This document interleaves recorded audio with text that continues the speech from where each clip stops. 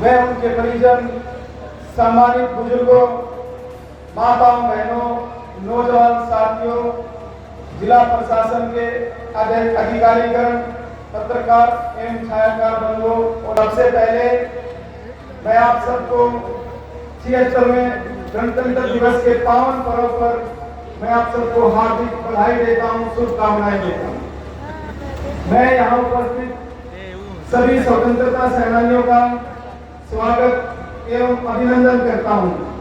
आज मैं स्वतंत्रता संग्राम के अमर सेनानियों को भी नमन करता हूं, जिनके अमर बलिदानों से हमें गणतंत्र दिवस मनाने का यह गौरवशाली अवसर प्राप्त हुआ है। 75 वर्ष पहले सन 1950 में आज के ही दिन हमारा संविधान लागू हुआ था।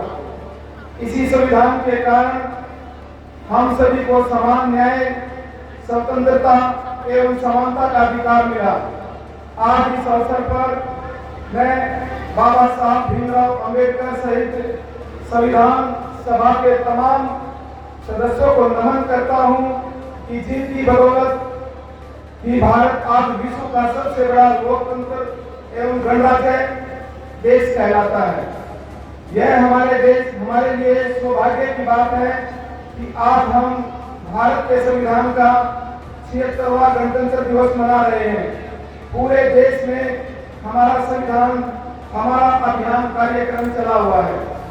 हाल में ही प्रदेश की राजधानी चंडीगढ़ सहित सभी जिला मुख्यालयों, हमारे संस्थानों में सामूहिक संविधान प्रस्तावना वाचन का आयोजन भी किया गया है।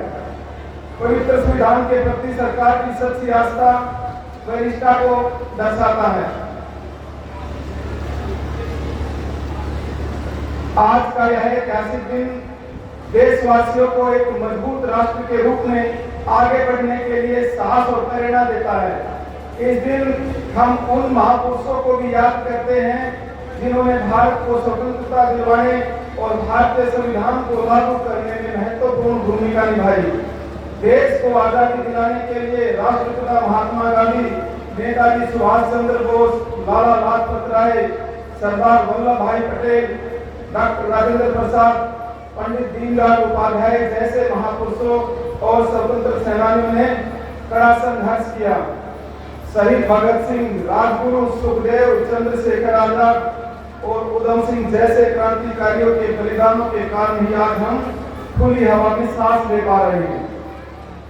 सुशासन में सेवा के संकल्प के साथ जन सेवा का दायित्व संभालने वाली वर्तमान सरकार में प्रधानमंत्री श्री नरेंद्र मोदी जी के नेतृत्व में सबका साथ, सबका विकास, हरियाणा एक और हरियाणवी एक के मूल मंत्र के लक्ष्य पर आगे बढ़ते हुए हरियाणा और प्रत्येक हरियाणवी की तरक्की और उत्थान के निरंतर कार्य किए हैं।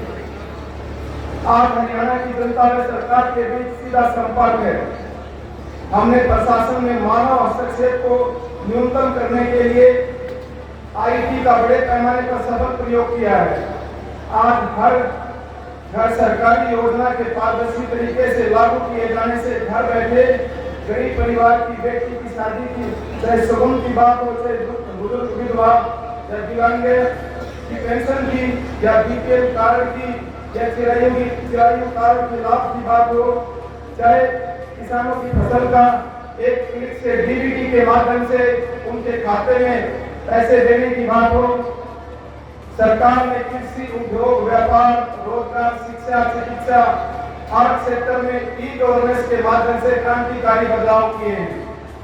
जिस प्रकार परिवार पहचान पत्र के डेटा से विभिन्न योजनाओं का लाभ आप घर बैठे आप सबको मिल रहा है, उसी प्रकार कृषि के क्षेत्र में भी मेरी फसल मेरा ब्यौरा पोर्टल बनाकर किसान कल्याण की अनेक योजनाओं को इसके साथ जोड़ा गया।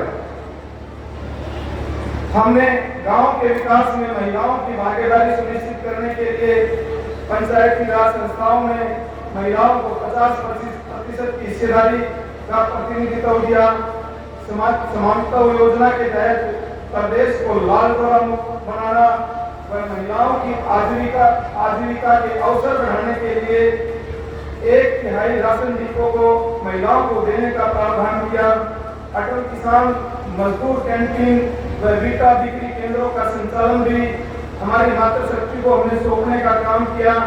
बहन बेटियों को उच्च शिक्षा की सुविधा प्रदान करने के लिए सरकार ने 20 किलोमीटर के एरिया में कॉलेज स्थापित किए।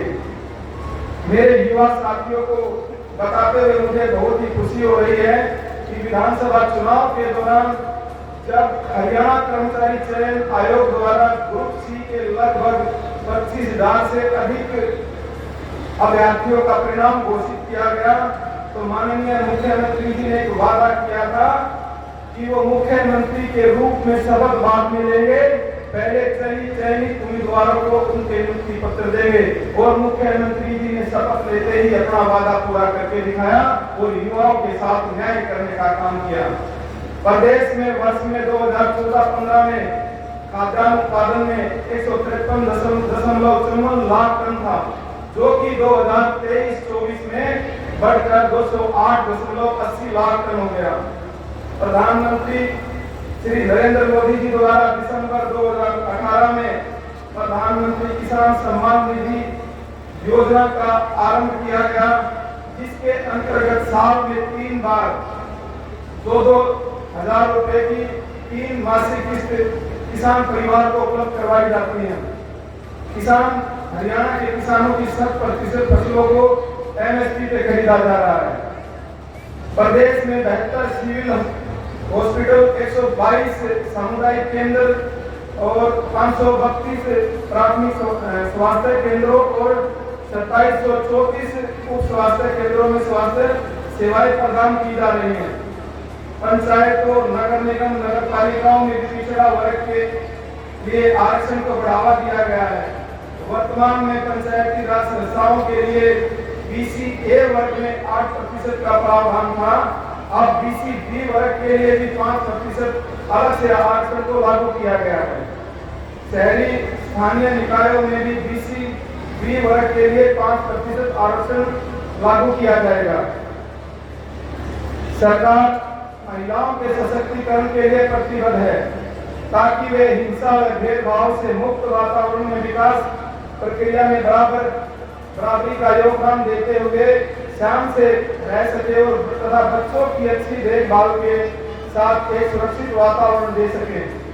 भाइयों बहनों, मैं आप सबको हम सबको यह प्रतिज्ञा करनी होगी कि हमें अपने कर्तव्यों का पालन करते हुए आने वाली पीढ़ियों के लिए बेहतर भविष्य का विकल्प बनाना होगा। अंत में मैं आप सभी को गणतंत्र दिवस की पुनः हार्दिक बधाई और शुभकामनाएं देता हूं। आइए राष्ट्र स्वाभिमान के मौके पर हम सभी देश को वर्ष 2047 तक विकसित राष्ट्र बनाने का संकल्प लें, ताकि हमारा भारत एक बार फिर से वही भारत बन सके जिसके गौरव वैभव की कहानियां हम सुनते आए हैं। साथ ही स्वस्थ खुशहाली का भी संकल्प लें, क्योंकि जहां पे संकल्प होता है उसका कोई विकल्प नहीं होता, और जिसका कोई विकल्प नहीं होता वहां पे जीत निश्चित नहीं सुनिश्चित हो जाती है। इसलिए अपने देश की जीत को सुनिश्चित करने के लिए, हरियाणा को आगे बढ़ाने के लिए, अपने घर परिवार को आगे बढ़ाने के लिए संकल्प बहुत जरूरी है। जय हिंद, जय हरियाणा, जय भारत।